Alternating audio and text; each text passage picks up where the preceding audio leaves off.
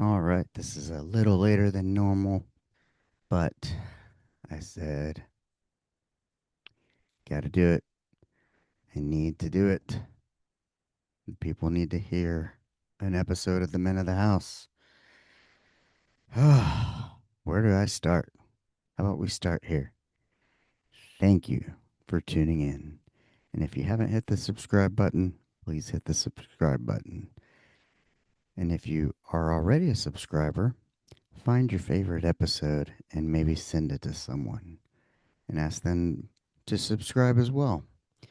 That's how we're going to grow this thing. Because, yeah, it's been a little slow growth, but that's okay as long as it's organic. Also, for the viewers, we are going for a little different view today. I'm back in the chair. I did a few episodes from the desk. Now I'm back in the chair. So the backdrop's a little bit different because I rearranged bookshelves, etc., etc. But still my favorite brown chair in the corner.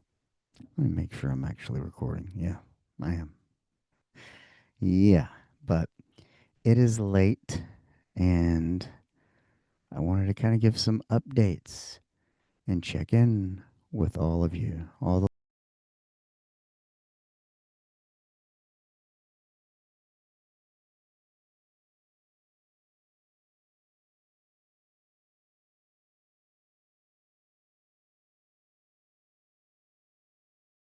of the Men of the House podcast, where we explore the unfiltered truths of fatherhood, self care, mental health, and navigating the chaos of everyday life. And chaotic it has been. And I figure this would almost be like an unfiltered Friday episode in a way, but it's so fresh, I figure I'll share it now. And I have an interview lined up to release Scart from the Supervillains, but I didn't have time to edit it, and you're about to find out why. So, what is today? It is Sunday. Yeah, so Sunday evening. Normally I release these at midnight. We'll see if that happens, or if I just wake up and release it in the morning, or release it at noon. We'll see. It depends on how late I want to stay up. Because it's already like, 22:02. So 10 p.m. for you non military people. But yeah, let's start with the week. So last week, about this time, well, I think I might have mentioned that we were taking a little school trip.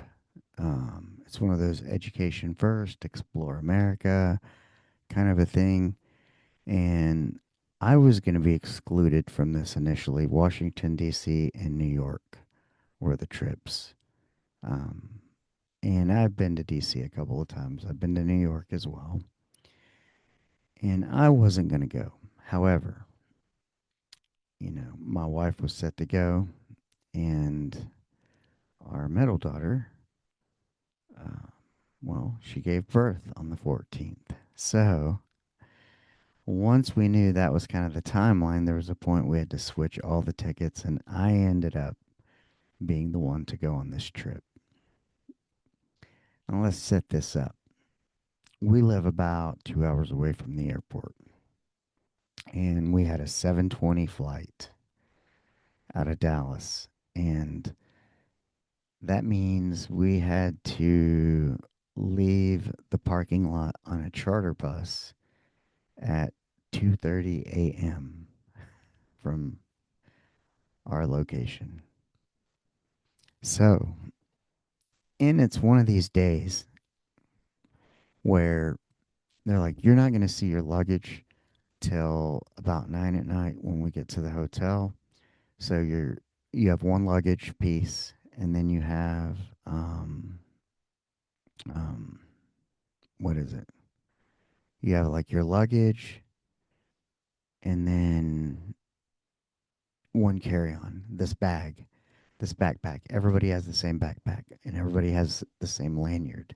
And so whatever you're going to take needs to be in the backpack. That means, like, if you take evening, morning medications, all that has to be there. I had my journal, I had a book because I thought I was going to read, and that wasn't how it happened. And we, I had, what was it? So we carry everything. What else did I have in that bag? Oh, well, because I was the chaperone for my daughter's group, which included all females, my wife had, we had toilet seat covers, wipes, had band aids, everything. My little med kit that's got Benadryl, aspirin, whatever one may need. I'm that kind of, it's better to have and not need than need and not have. And so I carried a lot of extra weight, sort of. And, going from Texas to DC, there was a temperature discrepancy as well, quite a bit. And a cold front was going to come through. And therefore, you're looking at layers plus, you know, a jacket or a hoodie. So I initially packed my hoodie in the suitcase and wore a flannel. And I'm glad I did because when we arrived at DFW, I ran into Christopher Nishida. He recognized the flannel and was like, "Hey." And I was like, "Oh, hey, you." I'm like, "Yes, I just saw you in November." And I remember us having a conversation about me pursuing being a death doula after taking care of Buck. And he had talked about, I think his grandmother was 92 and lives in the DFW or Arlington area. And so they were probably visiting her, I would imagine, would be my guess. But to run into Nishida Fuku at 5:20 in the morning was serendipitous and magical and a good start to the trip. If you think about the universe, the cosmos, the what is it, synchronicities, things in life that kind of let you know you're on the right path, you're where you should be. Um, yeah. So, and it represents the reggae music, reggae rock, that scene. It's about unity and togetherness, community, and love. You see the Kyle Smith VIP pass right behind me with my 311 poster that my best friend Andrew framed for me. So pretty cool. And but anywho, back to the story. So yeah, you're carrying everything through. And we get to the airport, unload our luggage. Some of it was like they didn't have enough storage bins, so some of us had to check our luggage. Uh, but we didn't have to pay, which was great because it was like their end, their side of the mistake. And but it's going to be a long day. And the night before, I spent all day running errands, packing. I laid down. Whoop picked me up, going to bed at midnight, and I set my alarm for 1:11. So I got a little bit of sleep, but then yeah, we ran the whole day and around DC. We got there, got onto the charter bus. We had our tour guide was Michael Dillinger, and our bus driver was Trust. He's been doing it a long time, but he got us there safely. And I do not exactly remember everything we seen the first day. All I know was day one was 32,000 and change on steps. So a little bit of walking. Um, I did make sure to wear my most comfortable, athletic, you know, nice kind of pants. Had my trusty Brooks because the Brooks have treated me better than on clouds. Well, they're more durable in that regard. Um, but yeah, a lot of walking. And we got there. think we started off like at a mall with some food at a food court, so there was options because you're talking about, let's say, a group of 20 something people, 22 to 24 people, maybe 4 or 5 adults. Um, so yeah, that gave us all the options, and then the kids were like, "Hey, we want to go shopping," and we all have. I ended up having to be a chaperone, and each chaperone can kind of take their group wherever. I thought it was going to be more collective. We did go to like places in collectivity, but then it would be like, hey, chaperones, why don't you take your group and go explore, and we'll meet back here at X time. And the group I had, you know, they wanted, let's go shopping, and it was like one person ended up buying a pair of socks, and another kid bought some shoes from Foot Locker. I'm like, oh, or maybe Foot Locker. I don't know what it was, but the point was, is it seems like a store that we would have like in any mall in America. Why are you choosing this? And that was kind of my conundrum with as an adult to children of going, hey, like, why don't you look for something that we don't have or that we don't have access to, something that is like uniquely Northeastern? Um, but yeah, talking to kids in that 12, 13, 14 age range who know it all, yeah, mm-mm, they don't listen. So it was a full-time job, this trip, this adventure for me. But yeah, trying to manage them, keep them in line, trying to make everybody happy because some people like to shop, some people don't. Um, but usually by the time you ate and maybe hit a couple of stores, it was already time to be back and meet up and on to the next venture. And so at some point we ended up, oh yeah, because we wanted to see at night. Was that the day? Trying to think.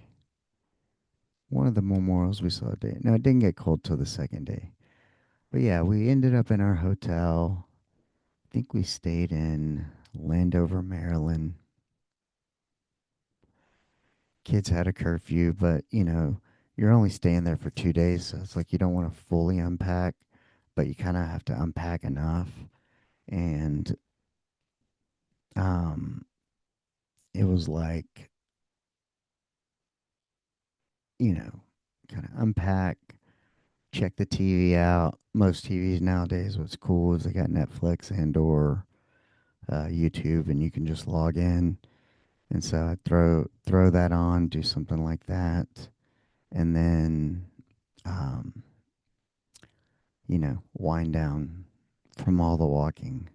Shower. That was first day, big time shower. I was so gross from when you're up like for 24 hours or reaching that kind of time frame, and you had an hour of sleep to like break up 2 days, you feel gross.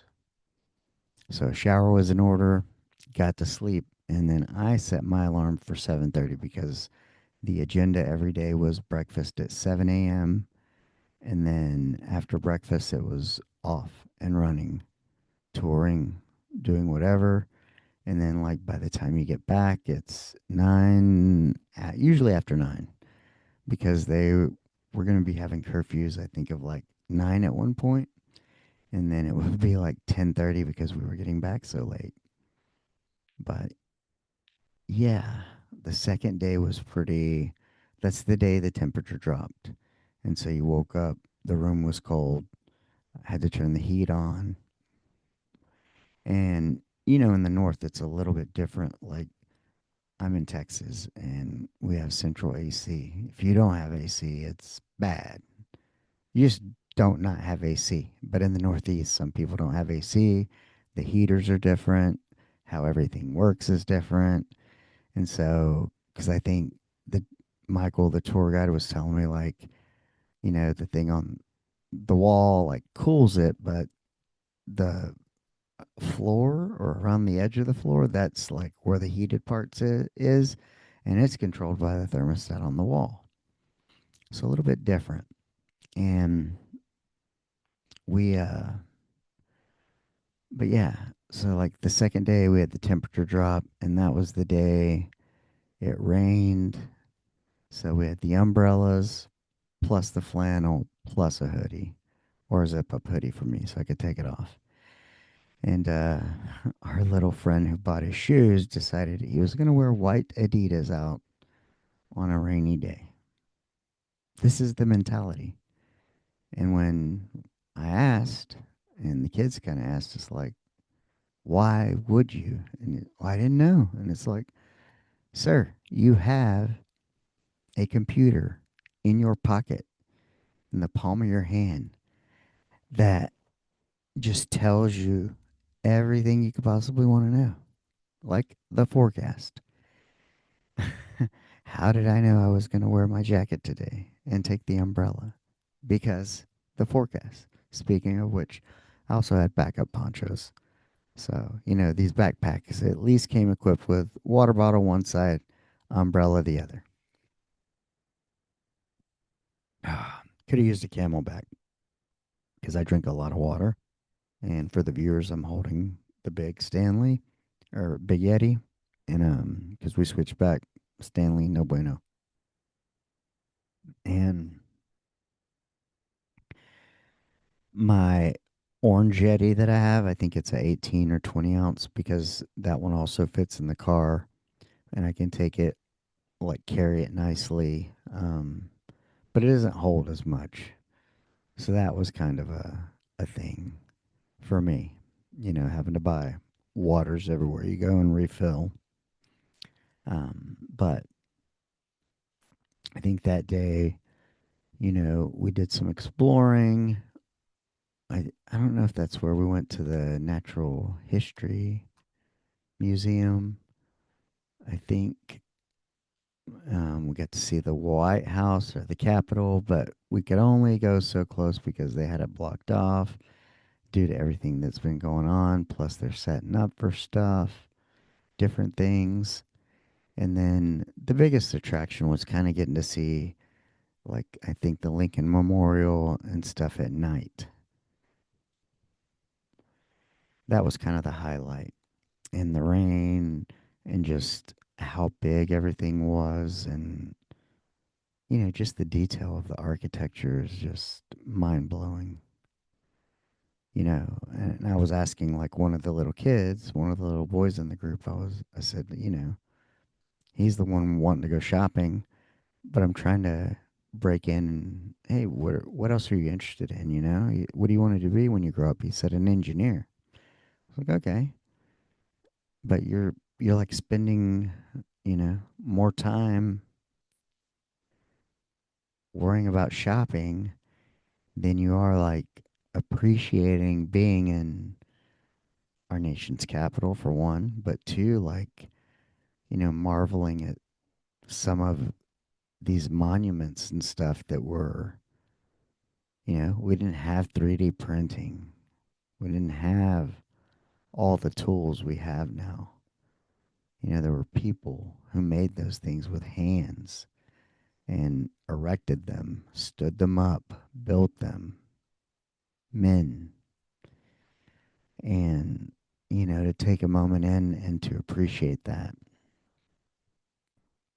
And then we got to see the Martin Luther King Memorial, which was pretty cool and powerful. And, I think like our tour guide said, like, you know, our kids kind of growing up on the phone, it's so much different than me as a Gen Xer growing up in the South where it was still very racist when I was growing up.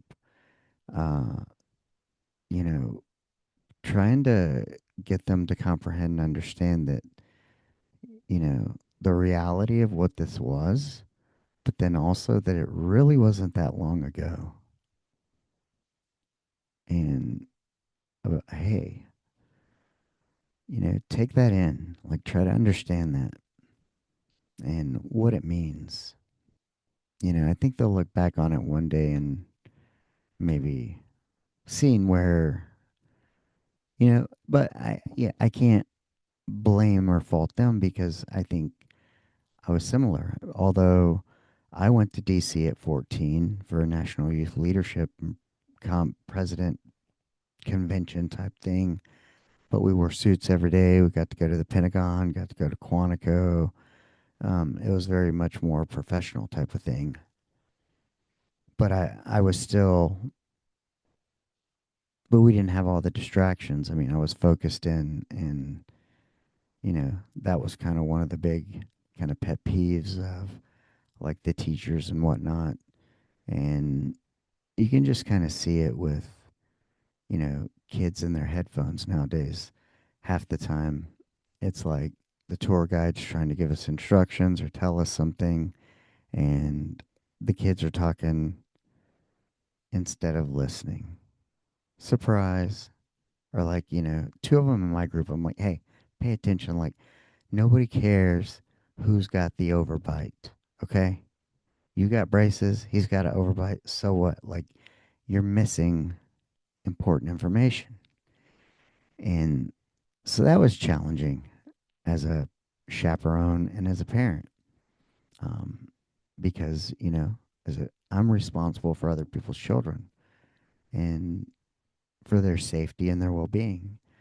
But, you know, I also like to teach them about life, good decisions, and that they should be paying attention, not, you know, chatting amongst themselves. I mean, their parents worked hard to pay for this trip. I know because we had to pay for the trip.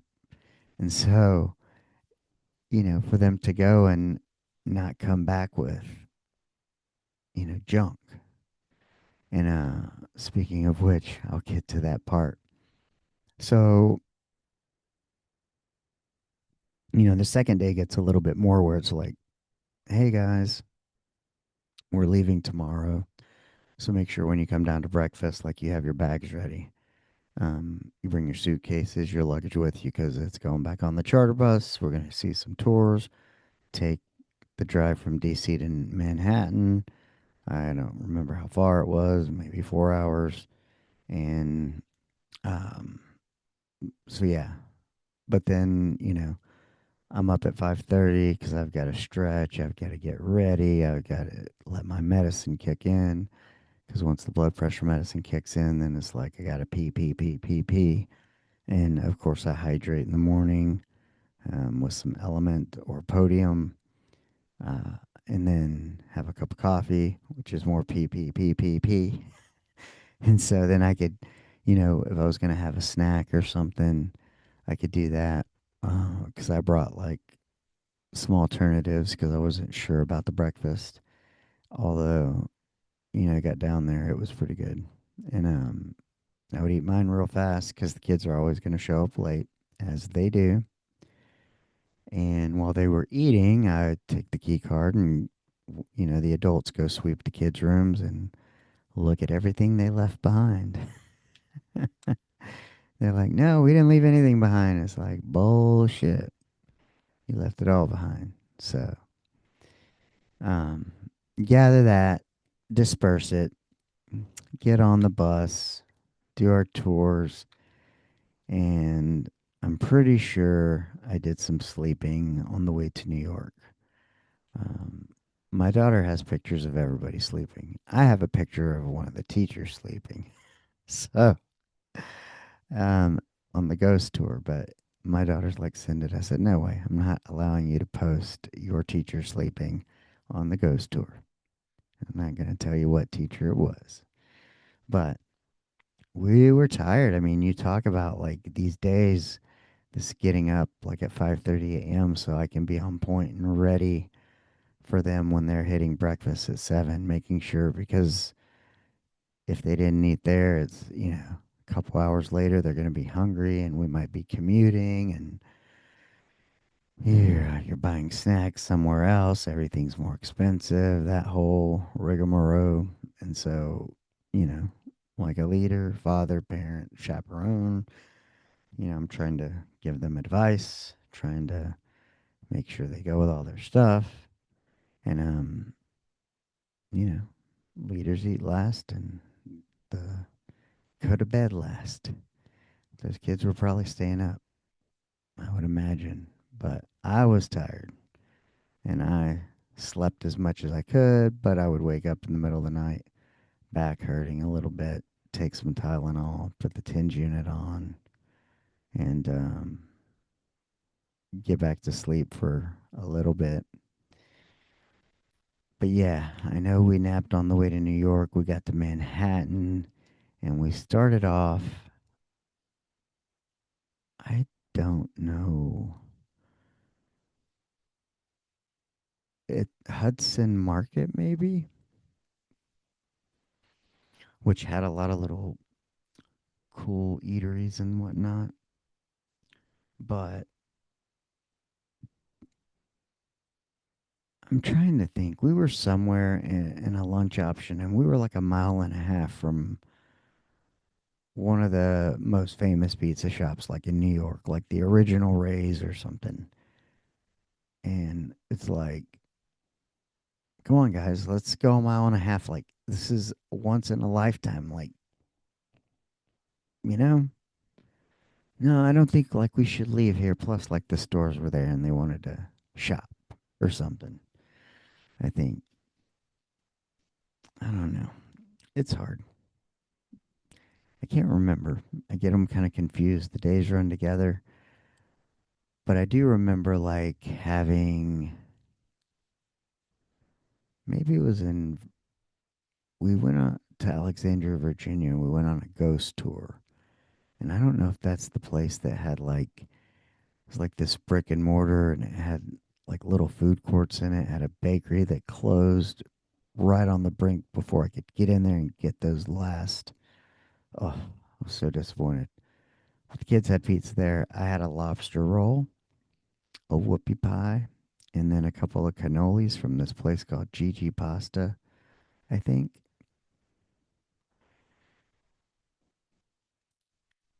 I'm pretty sure I had pizza every day between DC because I had pizza on our first meal when we arrived because it was easily foldable. I could eat it quickly. It has all the food groups in one, and then manage the kids because I also didn't want to wait in the lines for all the stuff. But yeah, when we got back to New York, the pizza thing got me waffling between the two locations because I think I had pizza in both. But it was this idea of like, come on, let's go to something historical, go to a landmark. But they didn't want to. They wanted to shop instead. And I'm like, oh, I hate shopping. Like, and he'd be like, what do you want to shop for? Clothes and shoes. Where? I don't know. It's like, look, guys, you need a plan. We're on a limited amount of time. Let's look at the directory, pick a store, and whatever. And then, like, sometimes they would just take off walking. And I'm like, you know, they they can be a pain. I can assure you. They try to have a mind of their own, but they don't understand coming from a small place like where we are. Like, you are not there. You're in New York City, okay? Or you're Washington, D.C. You're in places that are dangerous. You need to be aware. You need to have situational awareness. Like, I wear over the ear headphones. They're like these little ones, and they just kind of go over your ear and not in your ear, so they're not noise canceling, so you can hear. Like, I can have them for a phone call, but you don't wear them like when you're on the treadmill or when you go for a walk because they're not loud enough. But they are loud enough to have a phone conversation on, but still hear around you if somebody's talking to you. And so I wear those. And but these kids, I mean, I think I made a joke that fucking kids are gonna start coming out of the womb with one AirPod in. It's gonna be that's evolution. But yeah, you know, they had to have a talk with them before the teachers, and they're like, look, when we get to New York, no headphones.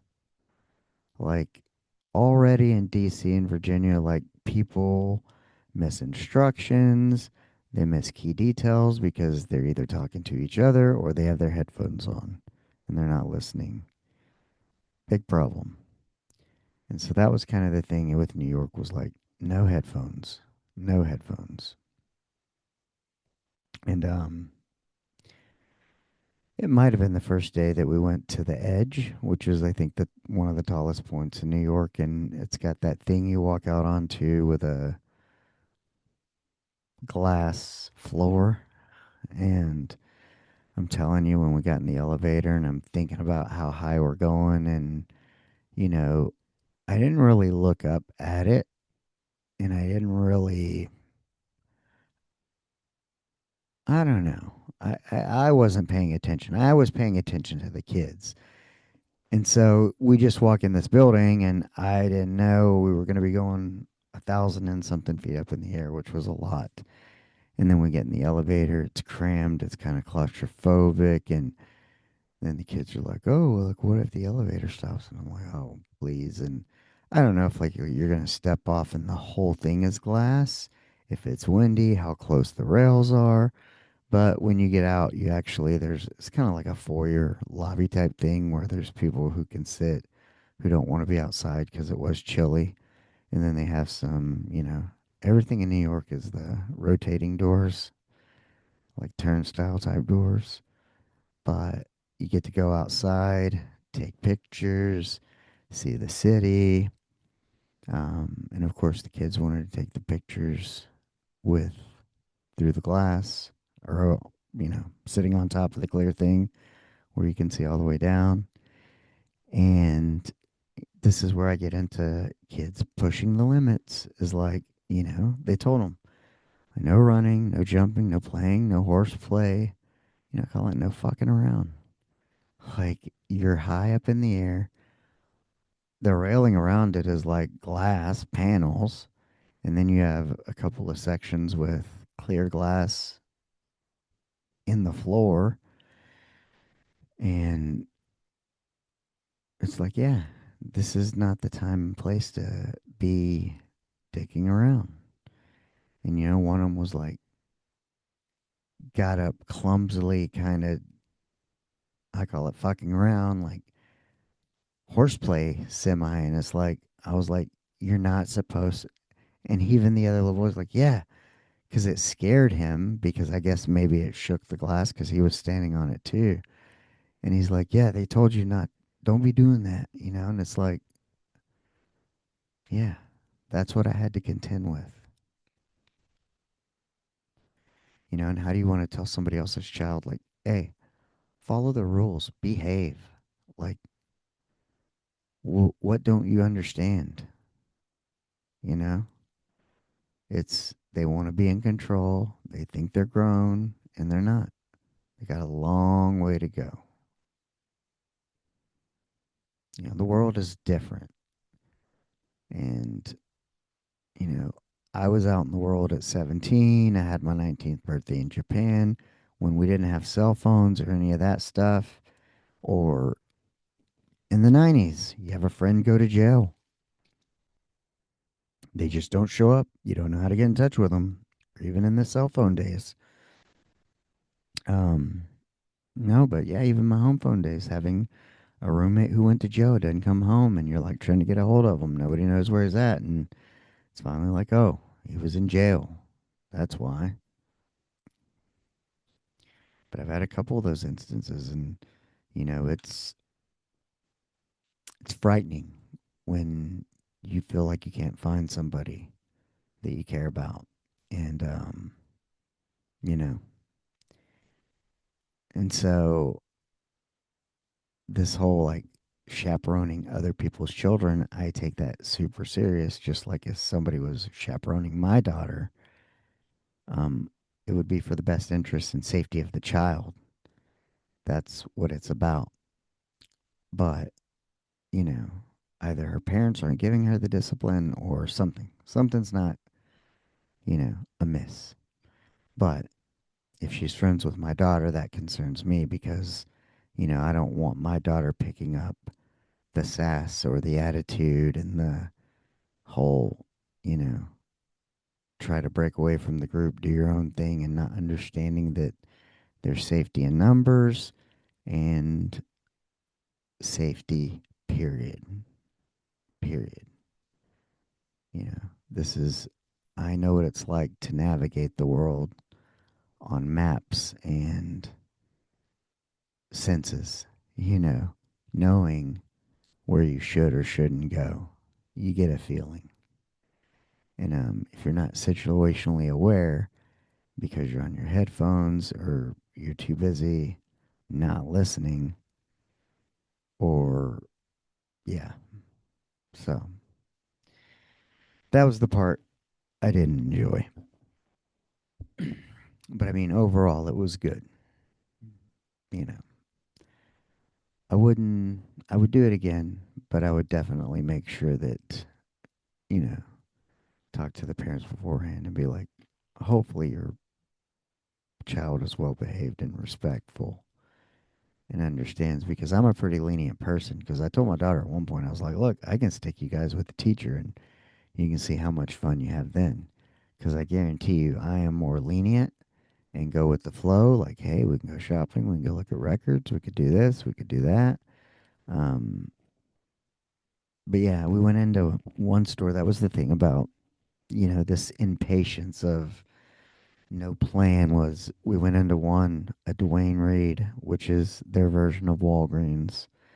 Has all, I think it even says Walgreens Dwayne Reed, or, but it has all the Walgreens products inside.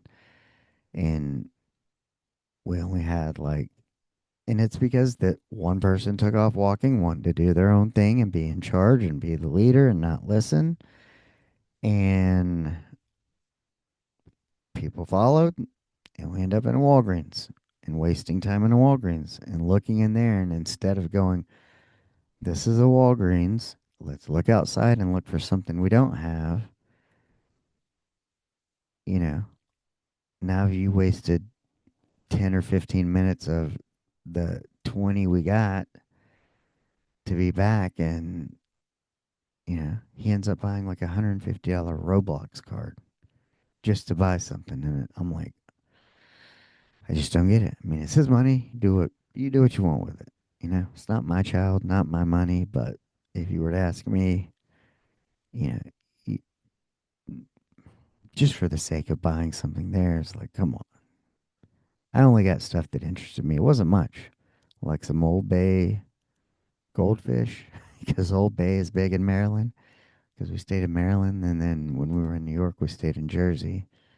But yeah, I was more pastries, things I could eat, things that were, they had so much great Italian food, bakery stuff there. I went to Junior's Cheesecake, got a slice of cheesecake, carrot cake, and um, that was the one thing, the kids, that was pretty unique. That because that was our last before we were going back to the airport, was in Times Square, and they wanted to go to Cane's because they love Cane's chicken fingers. And the Cane's in Times Square, something else. It had like a, what would look like some sort of anime doll at the front, and then somebody greeting. They had a DJ in there that had a Cane shirt on. It was loud, busy, and like the kids don't understand. I'm like, hey, like a couple of you, like come over here. Let's find a table, put your stuff. And then I gave up. This lady's like looking at me, but we got 5 people, and I'm like, well, we fucking got 5 people too, bitch. Like, you want me to give you my fucking shit just because 3 of yours are here now and all mine are ordering? And I let her have it. And basically, they took that. And then by the time the kids ordered and came back, 4 people, or there was like this little group, and I went up and asked these chicks. I was like, hey, can we sit here? I got 4 of them. And because they would have been in chairs 5 and 6, and there was 4, and I was like, I got 4 girls ordering. Can I put my stuff here? And they're like, yeah, sure. And like, we'll sit here, and then when they get here, we'll leave, and you can have our chairs. And so That was very nice of them. I appreciate you. But what else?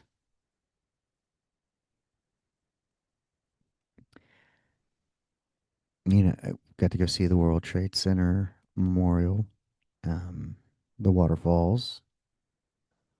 Um, that was pretty neat, pretty special, and everybody, kind of reminiscing, us older people, where we were, what we were doing during that time. And, hmm, yeah, I missed the Statue of Liberty. We took a boat ride out to that, but I fell asleep, and my daughter didn't wake me up. Instead, she proceeded to allow me take a picture of me sleeping instead of going, "Hey, that's the Statue of Liberty." But I was so tired. And that's what I was saying. Like, I did not, thank goodness I didn't take my laptop because I wouldn't have been able to open it. I didn't even go on my phone. Like, I think I might have posted like a couple, like, just updates and talked to my wife a couple times a day, um, because we were getting ready to have a grandchild. And outside of that, it was just all day, 4 to 5 days. And that first day being like a 24-hour kind of day with 1 hour little nap. And then the last day was kind of the same because you pack up to leave, your stuff goes on the charter bus, and you're out in New York all day with only your backpack. Then they drop you off at the airport, and there's back in reverse, the rigmarole. And, I think we left Jersey at like 7 p.m., 7:30 ish. Got to the DFW 10:30 ish. And then, or had to have been later. I don't know. All I know is we arrived back at the school at like 1:20, 1:30 a.m. By the time I got home, my it was into sleep. It was 2:30 because my daughter had school Friday, and we gave her the option not to go, but she wanted to go, and her class was going on a field trip to the zoo, and I gave her every out, and because I didn't want to wake up, and then so I got up, and it took me forever to get her up, like 3 times, I'm like, you got to get up. And I'm like, hey, you sure you want to go? Like, but it's like, if I had to get up now, it's like, now I can't go back to sleep. So come on, let's go. Get up. But she got up. She went to school, had a good day. I came back, took a nap, and then picked her up and got a little bit of sleep.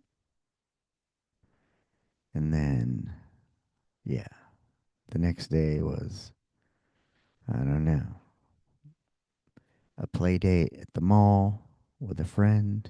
She says it's not her boyfriend, but who knows? She would hate it if I were discussing this. But outside of that, um, when I did come back, I went and saw a friend of mine's father who has, he's not walking. And, I go over there to visit, and, it just, that's what brings me joy is live music and being present with people, I guess. And I left there about 11:30 midnight too last night. But that was kind of one of the highlights of my day. And he's unable to get out of the bed on his own, and so his wife was like, "Well, since you're here, um, I'm gonna go to the dollar store." And I was like, "Okay," because it was one of those things of, we were like, I was gonna go earlier in the day, but then like my daughter and this whole going to the mall thing kept going. Like, it was supposed to be noon, then it was 1, then it was 2, and they probably arrived at 3. And I'm like, man, I could have went and did this early in the morning and visited. But once we got done, I was like, I just felt called and wanted to go and connect. And so I did, and it was great. Um, just talking about old times and people and life and how things change. And, you know, I went to high school with Evan, so he's a little bit older. He's already had 50, and I'm a summer baby, so I'm turning 50. And, we talk about our parents raised us, and then at some point you're trying to parent them in a way. And, and I can kind of come in and give a little bit of a different perspective because, no matter what, I'm sure his mom always sees him as, you know, even though he's got gray in his beard. So, and he's 50, you know, and sometimes you need an outside source to give them some information because they won't listen to their children. Or, you know, I think it's important to stop by and let people know you're thinking about them that's outside of their family, getting to see somebody else and having the opportunity to potentially lift somebody's spirit and, also give them some medical knowledge in terms of, hey, let's make sure we're putting wedges. If he can't roll himself, make sure you're wedging him. We don't want no pressure ulcers or anything like that. But, we're just waiting to see what kind of progress he makes, and I can only be there. I'm just there as a friend and to him, to Evan, and, try to support. This is me gaining my skills uh, as I pursue my death doula certification. You have to have certain things and have done certain things, and I caregive as well. So this is kind of natural to me. But yeah, he's somebody I've known my whole life, and his dad was our bus driver and our field guy. Like, did all the lawn mowing of like the baseball fields, the football fields. I mean, he was just always there, and an ever-present figure. And so yeah, getting to go see him. He can't walk and he's having trouble, and it's just nice to connect. I mean, to me, that is life. Um, these moments we have with one another, they're small and fleeting, but those are the things that matter, I think, the most. And I think we often discount them because we live in a society that is driven by, you know, achievement, greed, power, um, capitalism, which I'm not opposed to. But I think when that becomes more important than connection and humanity and love for one another, you know, because I mean, if we look at the world, I mean, we probably have more millionaires, people becoming more millionaires. So we don't have that kind of problem, but we do have a connection problem. Even though we're the most connected than we've ever been, people are still lonely because they think these devices equal connection. Yes, they made our life better and easier and faster and optimized, and we can optimize things, schedule post, all kinds of stuff. But we are forgetting to just conversate, to give someone a hug, give someone a handshake, look in their eyes, see their pain. As a person who's kind of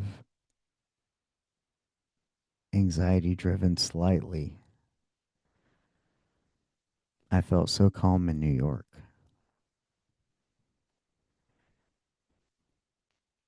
I felt actually peaceful there with all the chaos, all of it around me. I don't know why, but it's kind of the same when I worked in the ER. Those situations, I'm able to kind of be in my zone and tune everything out. But I can't remember where I was going with that. Oh, connection, connectivity. And, when I would walk around there, I I would see, like, I see people, but I see the brokenness, the lack of connectivity. You see some connectivity, um, but I see a lot of lack thereof, a lot of individual, isolated people. So that bothers me a little because the more you talk to people, it's like we're all close to the same, you know? A few things are different, but the core, that love, the feel that want to love, want to need, be loved back, want to be thought of, not want to be forgotten.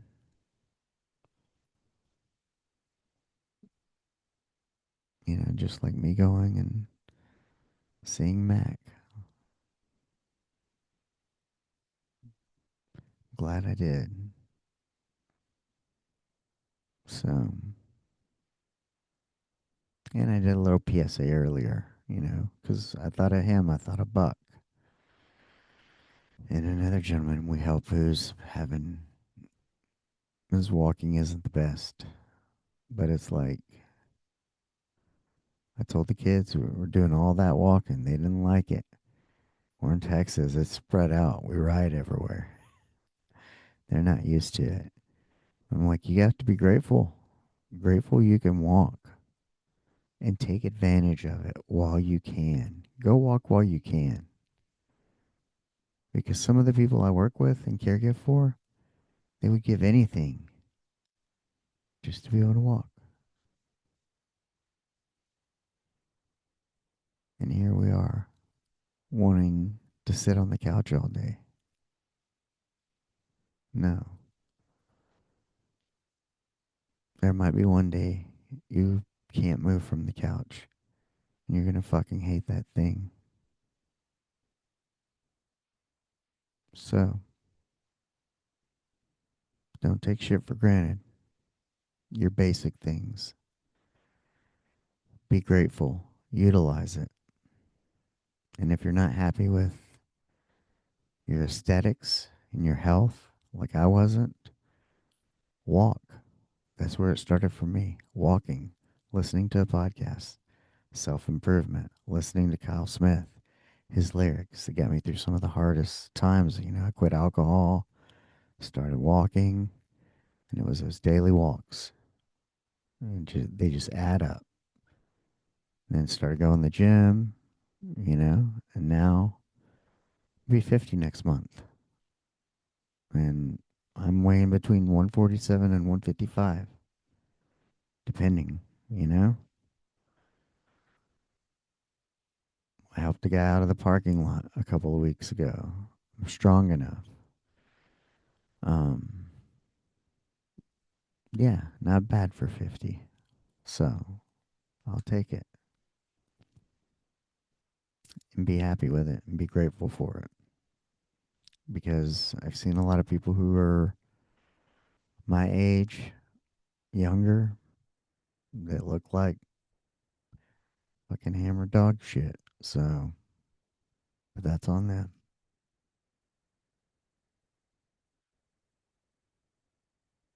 You gotta walk. And the longer you let it go, the harder it gets. Your joints will thank you for it. You'll be happy. er, more confident a little bit, then you'll be trying to conquer other areas that you're slipping in. But it starts with there. Health is wealth. Less sick days, less medications, less problems. And like I said, one day you may not be able to walk, and you're sure as fuck gonna wish you did all the walking you could. You'd be like, damn, Richard was right. I've been right about a lot of things. I just look at our older kids and the way we raised them and how people looked at us odd for the way we did things, but I had faith that I was doing the right thing. And it's the same faith I have now that I know what I'm here for, and I know that connection and love, those are the solutions to the world problems. Enjoying being present. That was one of the things about New York and DC. Having to chaperone a group of kids is you have to be very present, super present. And I think we get so wrapped up in looking for the next thing that we forget to be present. And in the death doula world, they say being present is one of the highest forms of authenticity. Being present with somebody there who's actively transitioning. I mean, we all are by the minute, but, being present with each other, not on the phone, not being distracted, not worrying about the next thing. There's something to that as well, because it's almost all we got. And by the time we realize we even have that, it's already the past. But I got to get to bed after I upload this, of course. All for you guys. So, if you're about love, connection, community, being present, fatherhood, self care, mental health, navigating the chaos of everyday life, then you're in the right place. And if you know somebody who needs to be in this place, then send them over. And one more week of school left, which means perhaps I can get back to some interviews, which I'm super stoked about because that's what I enjoy: conversation, connecting with people. It's where I feel most alive. Concerts and or visiting people, especially people who are unable to do for themselves and helping others. Service. They say you feel bad, go do something nice for someone. Yeah, take the shit off yourself. Go do something for someone else. And yeah, you know, I saved this one pastry I was going to eat last, this filled lobster tail. But one of the little boys was like, hey, I was telling him about my fascination with pastries and some of what I got. And he was like, do you have any left? And I had saved this last one that was filled and stuffed. It was, oh, and I was like, you can have it. Because I want him to experience something. He was in a different group. And I don't know, maybe they didn't have exposure to that. My group liked to eat. So lucky for me.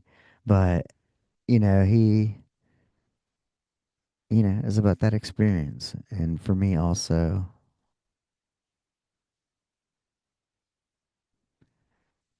I don't know, it felt good to give away the thing that I saved last, that I deem most important: love. Love for another human, and wanting him to remember something, wanting him to have an experience, and hopefully one day he'll remember that experience and he can pay it forward. And um, you know, I know it's something small,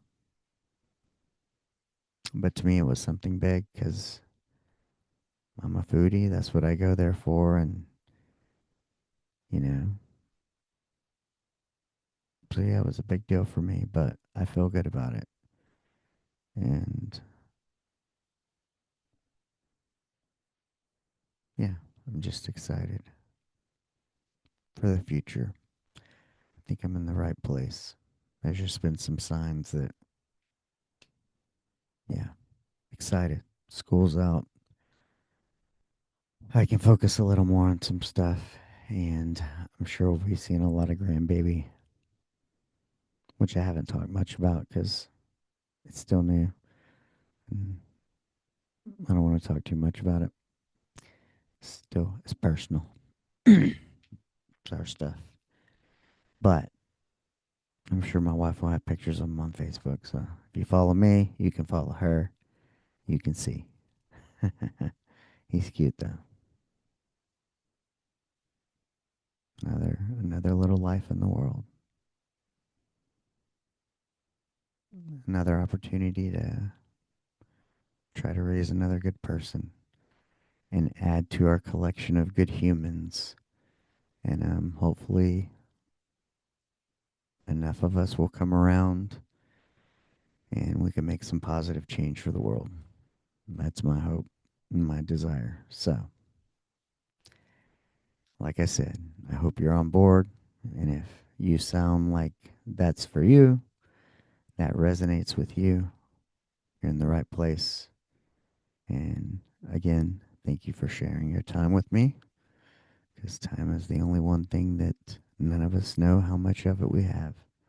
So I don't take it lightly that you would choose to take an hour, two, or three and listen to me talk about what's important or what my views are and why they are that way. And it's because I've seen a lot of death. Therefore, I value life and connection. So I hope you do too. But until next time, like we say, go out and be the person that you want to meet. Peace.